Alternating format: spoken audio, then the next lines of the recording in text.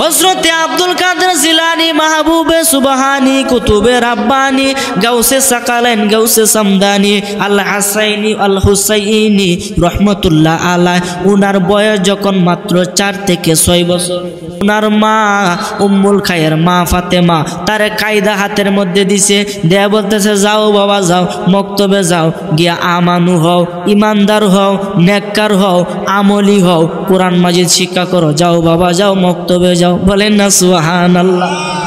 এই জন্য আব্দুল কাদের জিলানীকে যখন মক্তবের মধ্যে পাঠাইলো আব্দুল কাদের জিলানী যা হুজুর ডাক দিয়া কই এদিকে আসো বাবা তোমার নাম কি? আমার নাম হলো আব্দুল কাদের। তুমি পড়ো আউযু বিল্লাহি মিনাশ শাইতানির রাজিম বিসমিল্লাহির রহমানির রহিম। শিক্ষক এই কথা কইছে আব্দুল কাদের জিলানী এটা ফুন্যাসে পড়ে সবকটা কি এটা ফুনবো কিন্তু তিনি আউযু বিল্লাহ বিসমিল্লাহ পড়া আলহামদু সূরা ফাতিহা পড়া শুরু করছে। সূরা ফাতিহা পড়ে শেষ করে নাই আবার বিসমিল্লাহ পড়ে সূরা বাকারা পড়া শুরু করছে। শুধু এক পারা পড়েলছে 2 পারা পড়তেছে। শিক্ষক বলতেছে আব্দুল কাদের থামো থামো। আব্দুল কাদের ডাক দিয়া কই হুজুর বাধা দিয়েন না ভুল হলে কইেন সুবহানাল্লাহ। এক পারা পড়ছে হুজুর ভুল হয়েছে কোন না ভুল নাই পড়ো। 2 পারা পড়ছে কোনো ভুল নাই। 3 পারা 4 পারা 10 পারা 15 পারা 16 পারা 17 পারা 18 পারা পর্যন্ত পড়ছে। 18 পারা পর্যন্ত পড়ে বলতেছে হুজুর ভুল হয়েছে নি সুবহানাল্লাহ।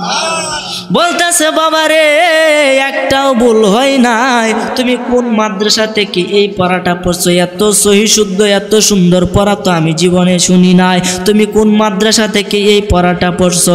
আরে দেখেন যদি গাছটা ভালো হয় ফলটা তো এমনি ভালো হবে।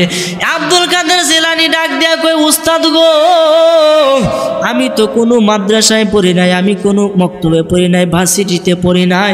আমার শিক্ষক হচ্ছে স্বয়ং আমার মা। আমার মার রক্তের মধ্যে কোরআনের তাসির ছিল। আমার মা আমাকে গর্বে লইয়া কোরআন মাজিদ তেলাওয়াত করত। আমার মা আমাকে নিয়ে সব সময় আল্লাহর কাজে ধ্যানে মগ্ন থাকতো।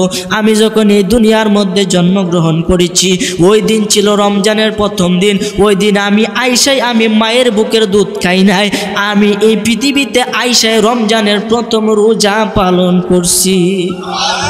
ওই আব্দুল কাদের জিলানী কেমন মায়ের সন্তান রে দেখেন। হুজুর ডাক দিয়া কয় আব্দুল কাদের তুমি কোথায় থেকে সুন্দর পড়া পড়েছ?